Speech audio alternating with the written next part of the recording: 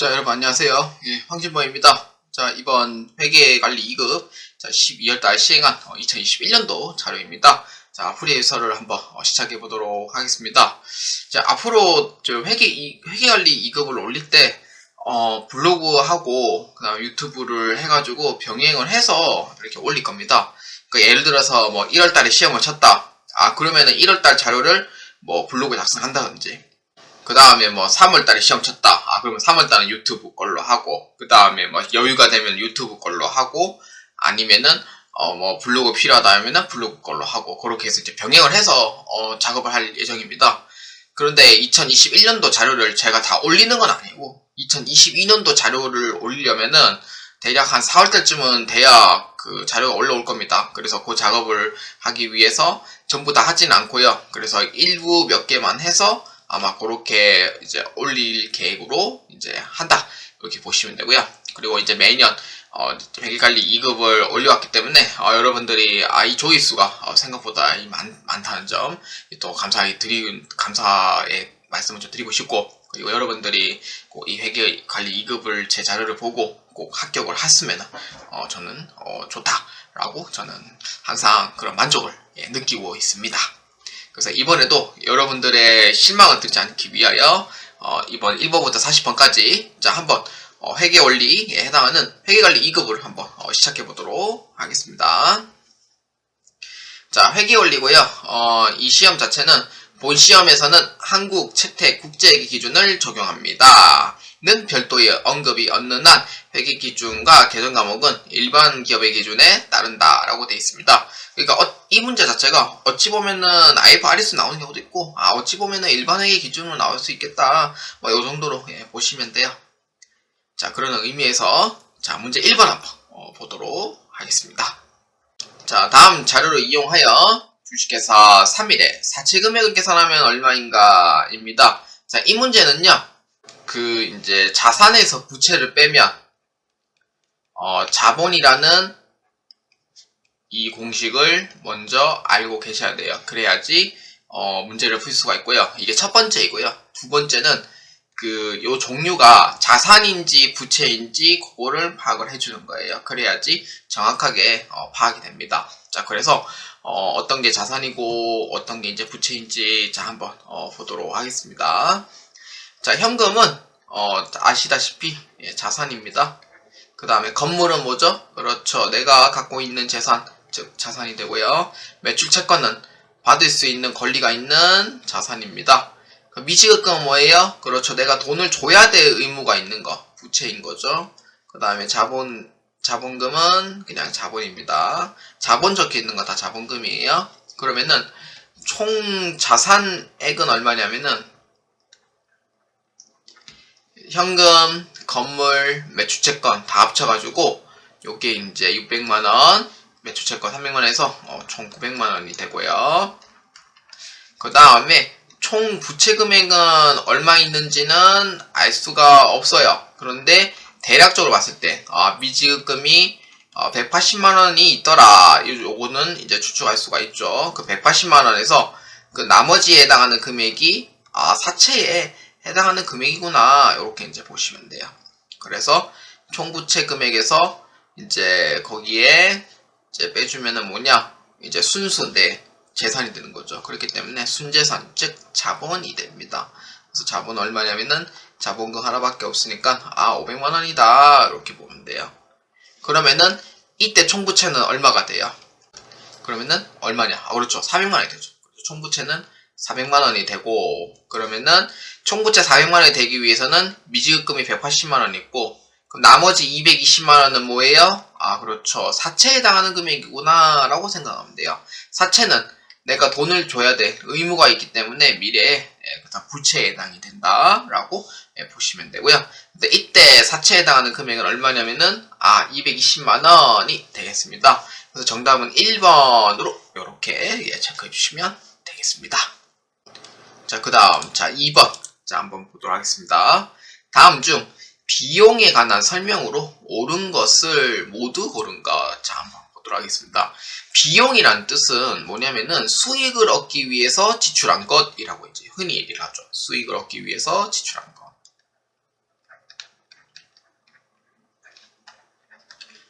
요렇게 되고, 두 번째 같은 경우에는 뭐냐면은 비용은 내가 돈을 쓰는 거니까 순재산이 내려가는 쪽으로 이제 보고 있죠. 순재산이 내려가더라 이제 이런 거고. 그래서 세 번째는 이 순재산이 내려감으로써 자산은 어떻게 돼요? 그렇죠, 내려가죠. 돈을 내가 줘야 되는 상황이기 때문에 내 재산이 뚝 떨어지는 거죠. 자산이 내려가면서 돈을 쓰면서 돈 안 주면은 부채가 올라가게 됩니다. 그러면은 그로 인한 자본은 어떻게 돼요? 뚝 떨어지는 거죠. 왜냐?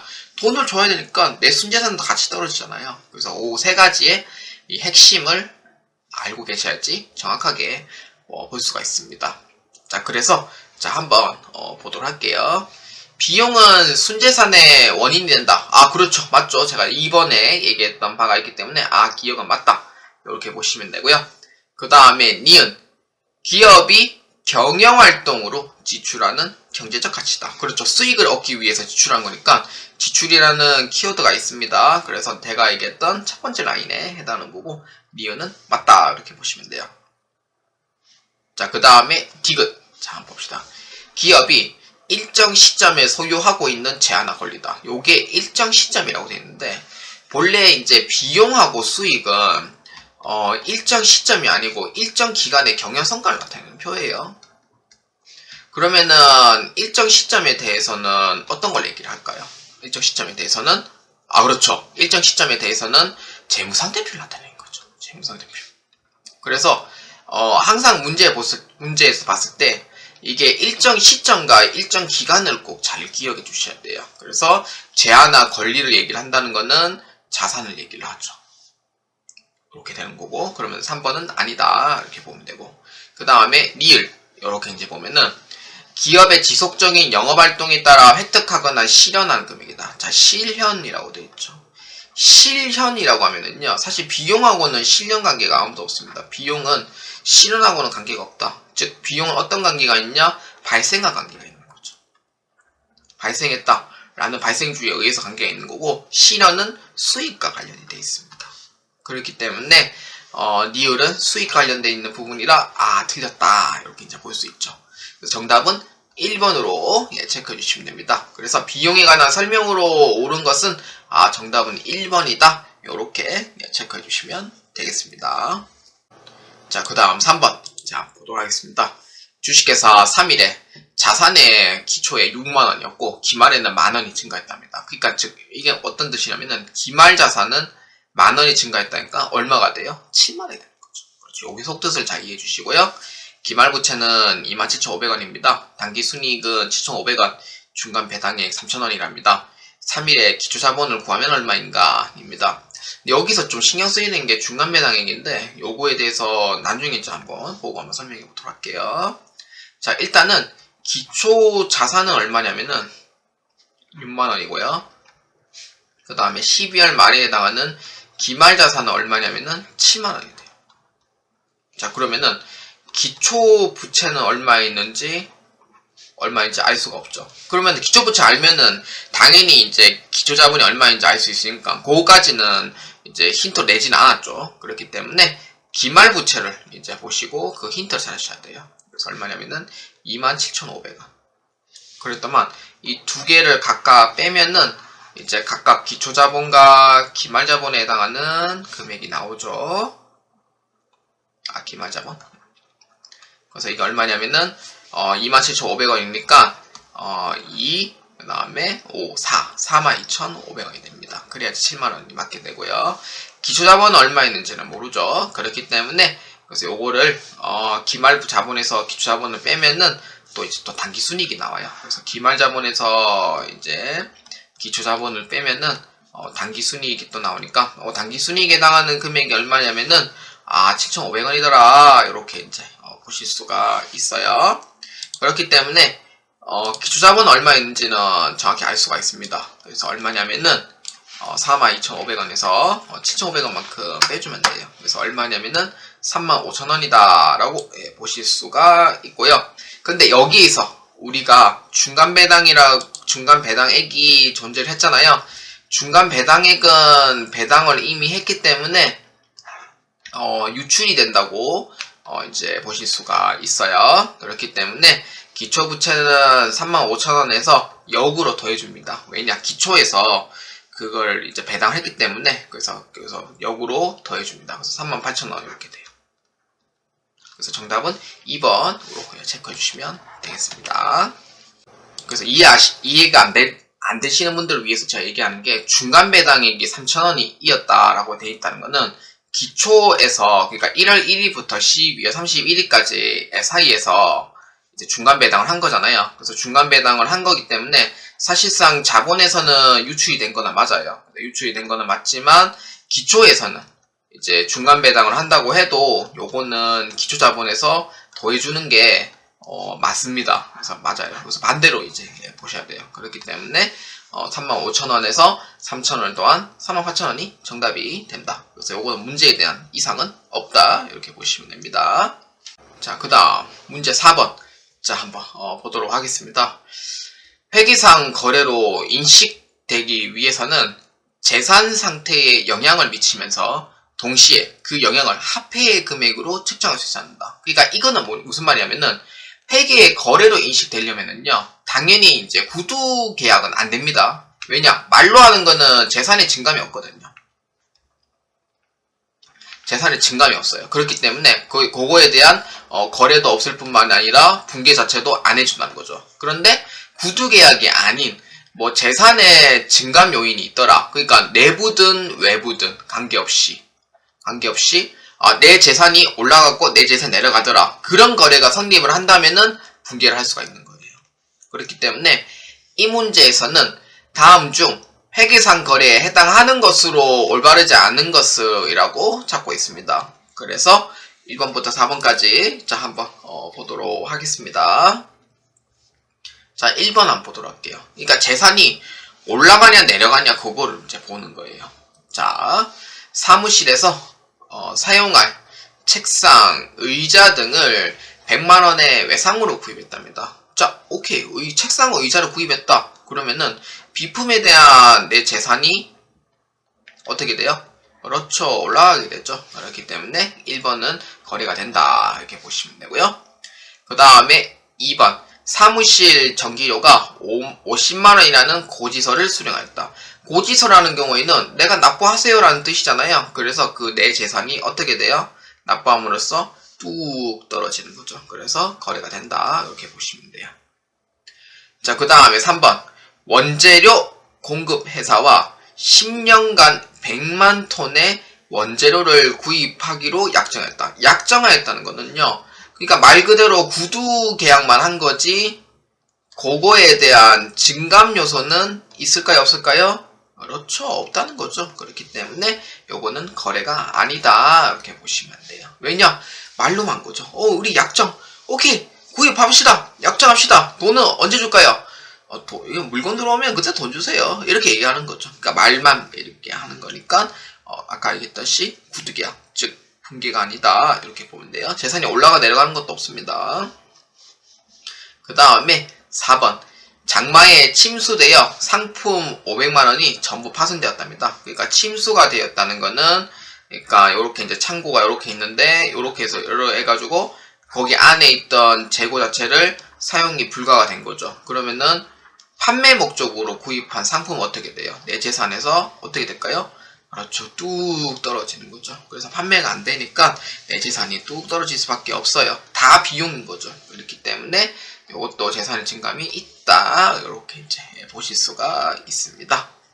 그래서 회계상으로 거래가 올바르지 않은 거는 정답 몇 번? 그렇죠. 3번으로 이렇게 해주시면 되겠습니다. 자, 5번 한번 보도록 하겠습니다. 회계 기간 중에 회계 처리는 다음의 과정에 거쳐 이루어집니다. 한 과정에서 다음 과정으로 넘어가는 과정으로 빈칸에 알맞는 단어입니다. 이거는 회계 순환 과정에 대한 문제입니다.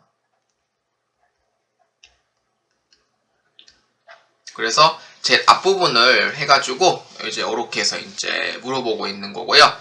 그래서 이제 거래가 발생을 하면은 뭘 해야 돼요? 그렇죠. 분계장으로 이동하기 전에 뭘 해야 되죠? 그렇죠. 여러분들이 입력을 하는 분계 요구를 합니다. 그래서 회사에서는 전표 입력을 하라고 얘기를 하죠. 그게 이제 분계인 거고, 분계장에서 이제 총계장 원장으로 어떻게 해요? 옮겨 적는다 하죠. 그래서 뭐냐면은 전기라고 합니다. 한자어예요, 전기. 그래서 요거는 옮겨서 기입한다. 요렇게 이제 의미로 보시면 됩니다. 근데 지금은 뭐 전산화 시대이기 때문에 전기 같은 건 안 하거든요. 그렇기 때문에 이론상으로는 분계장에서 총계장 원장으로 옮기니까 그거는 전기다. 요렇게 설명하고 있습니다. 그래서 이에 해당하는 정답은 몇 번일까요? 그렇죠. 1번이 정답이 되겠습니다. 자, 6번 한번 보도록 하겠습니다.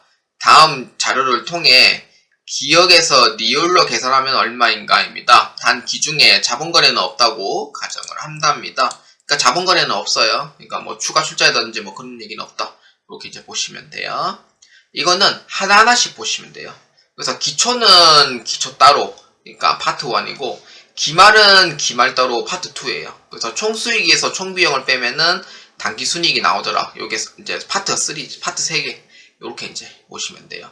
그렇기 때문에 자산에서 부채를 빼면은 자본이더라 이렇게 얘기할 수 있고, 또 기말자산에서 부채를 빼면은 기말자본이구나 이렇게 볼 수 있고, 총수익에서 총비용을 빼면은 당기순이익이구나 라고 볼 수 있어요. 이 문제는 진짜 쉬워요. 어렵진 않습니다. 그렇기 때문에 이 문제에서는 이제 하나하나씩 부호를 한번 좀 변경해 보도록 할게요. 자, 여기서 보시면은 기초부채하고 기초자본 있잖아요. 요거를 역으로 해주면은 어떻게 돼요? 마이너스가 어떻게 돼요? 그렇죠. 플러스가 되죠. 그렇기 때문에 여기 이제 마이너스 된 부호를 여기에 플러스 부호로 바꿔줍니다. 그래서 기초자산 얼마예요? 그렇죠. 900원이 되죠. 그래서 정답 1번은 될 수가 없습니다. 기억에서. 자, 900원이 되고, 그 다음에 2번은 찾을 수가 없습니다. 왜냐하면 부채가 얼마인지 모르는 상태이기 때문에 이거 찾을 수가 없고요. 하나 방법이 더 있어요. 자, 총수익에서 총비용을 빼면은 당기순이익이랍니다. 요거는 전반항대로 하면 되죠. 그래서 얼마냐면은 이 사이에 해당하는 금액 얼마? 그렇죠. 300원이 되는 거죠. 그래서 300원이 되더라. 그래서 리을의 달은 300원 이렇게 되는 거죠. 그래서 요거는 정답이 아닌 거고, 그러면은 기말자본을 찾을 수가 있습니다. 그래서 어떻게 되냐면은 기말자본은 얼마 있는지는 모르고, 자본등식에 의해서 얼마 있는지 모르고, 그 다음에 기초자본은 얼마 있냐면은 300원 있죠. 거기에 당기순이익은 얼마냐면은 600원이죠. 죄송해요. 600원이에요. 600원이죠. 그래서 당기순이익 얼마냐면은 300원이 돼요. 요것도 이제 역으로 더해주면은 이제 당기순이익과 기초자본을 어떻게 마이너스 부호를 플러스로 역으로 바꿔줘야 되겠죠. 역순을 하기 때문에. 그래서 얼마냐면은 900원이 됩니다. 그래서 기말자본은 900원 이렇게 돼요. 죄송해요. 다시 할게요. 당기순이 200원이었죠. 800원입니다. 800원. 800원이에요. 순간 잘못 봤어요. 800원 이렇게 돼요. 자, 그래서 800원 이렇게 되는 거고요. 그래서 2번하고 4번은 답이 될 수 없고요. 그래서 기말자본은 800원이라고 하면은 요 사이에 금액을 빼주면 되죠. 그래서 얼마냐면은 기말부채는 400원이더라 이렇게 또 체크할 수가 있습니다. 그래서 이에 해당하는 정답은 몇 번입니까? 그렇죠. 3번으로 이렇게 이제 보시면 됩니다. 자, 7번입니다. 다음 중 자산에 관한 설명으로 가장 올바르지 않은 것은 입니다. 자, 볼게요. 자, 1번.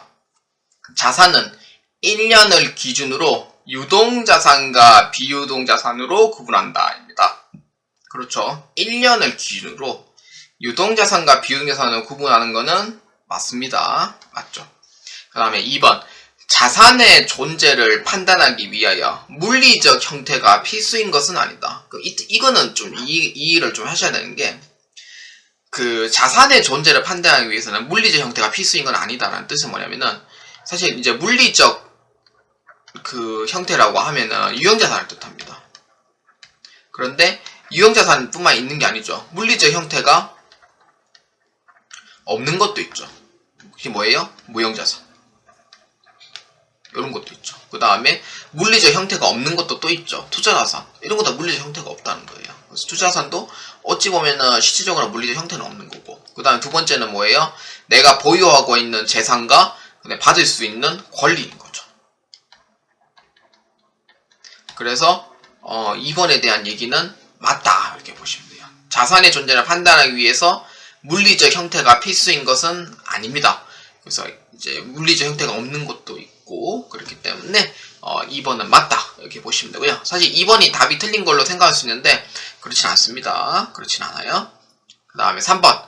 자산은 유동성이 큰 항목부터 배열한 것을 원칙한다. 그 맞죠? 유동성이 큰 항목부터 현금부터 배열한다니까. 유동성이 가장 큰 거, 현금화 가장 빠른 순으로 하는 거 맞죠? 요거는 유동성 배열법에 대한 얘기죠. 맞아요. 정답은 4번밖에 없겠네요. 자, 봅시다. 재고 자산이 보고기간 종료일로부터 1년 이내에 판매하지 않는 경우 비유동자산으로 분류할 수 있다. 이건 어떤 거냐면은 약간 좀 예외적인 부분이긴 한데 그 악성재고라고 이제 들어보셨을 거예요. 어디 뭐 인터넷 강의라든지 아니면은 유튜브 어느 강의에서 이제 들은 바가 있을 겁니다. 그리고 요거는 전산 세무회계에서 좀 몇 번씩 나오는 문제 중 하나고요. 근데 악성재고인데 악성재고는 1년 넘게 안 팔리는 경우도 있어요. 1년 넘게 안 팔리는 게 있어요. 그래서 요런 게 악성재고인데 그거를 장기로 보는 거냐? 그렇진 않다는 거죠. 물론 이제 판매 목적인 거는 변함이 없어요. 판매 목적인 거는 변함이 없기 때문에 요거는 1년이 넘든 1년이 안 넘든 관계없이 요거는 판매 목적이니까 재고자산으로 그냥 두세요 라는 뜻이에요. 그러니까 1년 넘게 안 팔려도 그거는 유동자산으로 보고 그냥 재고자산 놔둬라 라는 뜻이 됩니다. 그래서 장기든 단기든 관계없다 라는 결론을 내실 수가 있어요. 그래서 올바르지 않는 것은 4번으로 이렇게 보시면 되겠습니다. 자, 다음 8번 한번 보도록 하겠습니다. 다음 중 당좌 자산에 해당하는 계정 과목으로 올바르지 않는 것입니다. 당좌 자산의 뜻이 뭐예요? 현금과 관련되어 있는 자산이에요. 굳이 이제 정의를 내리자고 하면은 현금 관련되어 있는 자산. 즉 어떤 거? 당좌예금, 외상매출금, 보통예금, 뭐 미수금, 그 다음에 뭐 단기대여금, 그 다음에 뭐 선급금, 다 현금과 관련되어 있는 자산이죠. 단기매매증권, 요것도 다 현금과 관련되어 있는 자산들이죠. 그러니까 이거는 다 보면 다 현금과 관련되어 있는 자산들이에요. 그래서 1, 2, 3번은 당좌자산에 해당하는 계정 과목이 맞고, 그럼 정답 몇 번이에요? 그렇죠. 4번이 이렇게 정답이 되겠습니다. 지분법 적용 투자주식은요, 요거는 당좌자산이 아니에요. 현금과 관련되어 있는 자산인 거는 맞긴 하지만 요거는 장투기 때문에 그래서 요거는 투자자산으로 보고 있습니다.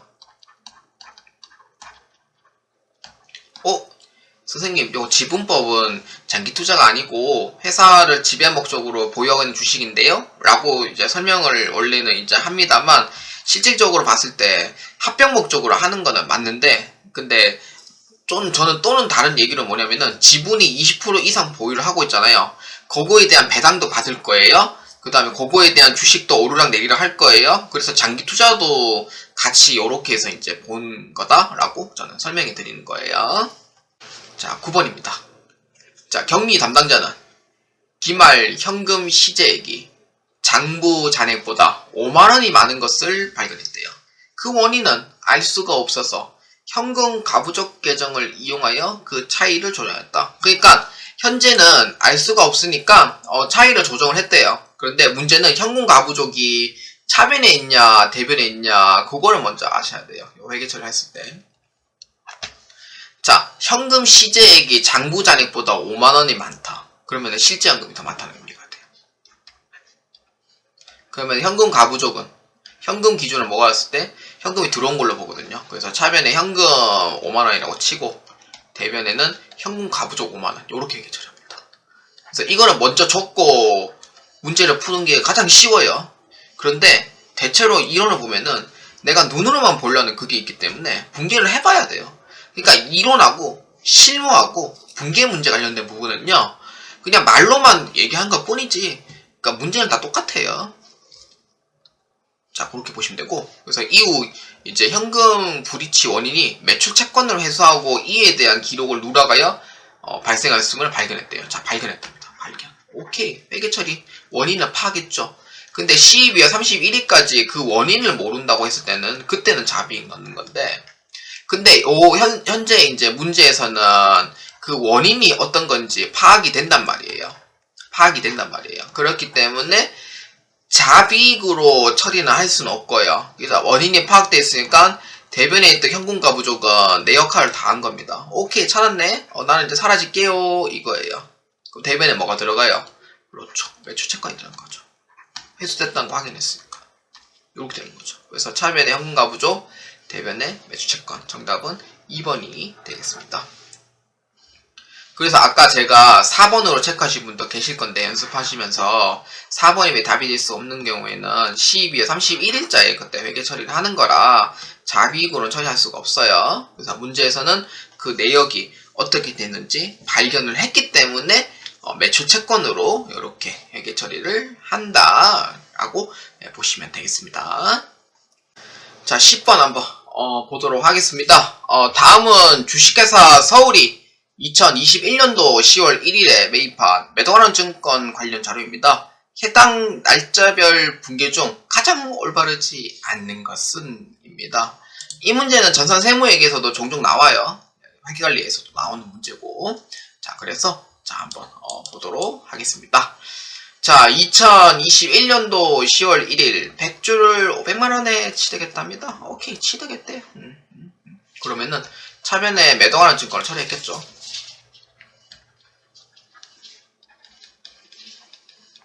자, 그 다음에 2021년도 12월 31일 영산의 주식 한 주당 공정가치가 52,000원이에요. 100주에 52,000원이면 얼마예요? 520만원이잖아요.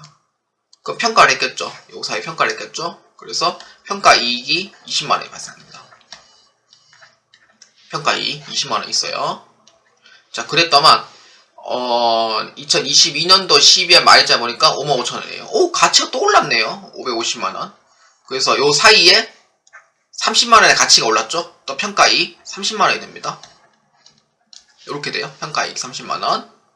왜냐? 가치가 또 올랐잖아요. 그러니까 520만원에 이제 시작을 또 이제 새로 시작해서 기말은 550만원이니까 요 사이에 또 가치가 올라간 거고. 그랬더만 100주로 530만원에 다 처분했대요. 그러면은 처분했을 때는 530만원에 처분했으니까 돈을 받겠죠. 얼마에? 530만원을 받. 자, 그러면은 이 문제에서 해당 날짜별 분계 중에 가장 올바르지 않는 걸 찾는 거죠. 그렇기 때문에 1번에 대한 얘기는 맞아요. 맞고 2번에 대한 얘기는 맞아요. 3번의 얘기가 틀렸죠. 왜냐? 50만원 아니죠. 얼마에 가치 올랐죠? 520만원과 550만원 사이의 가치가 그렇죠. 30만원 올라간 거죠. 그래서 정답은 3번이 틀렸다. 이렇게 보시면 되고요. 그 다음에 2023년도 3월 31일에 처분했으니까 처분하는 금액 530만원과 평가 이익이 두 개 합치면 50만원이잖아요. 요거를 다 상계 처리해줘야 돼요. 무조건. 왜냐? 이건 자본이기 때문에 처분 시 다 상계 처리해줘야 되는 거고, 그 다음에 장부금액 550만원과 나머지 처분이익을 이렇게 처리해주시면 됩니다. 그래서 정답은 3번으로 이렇게 이제 보시면 되겠습니다.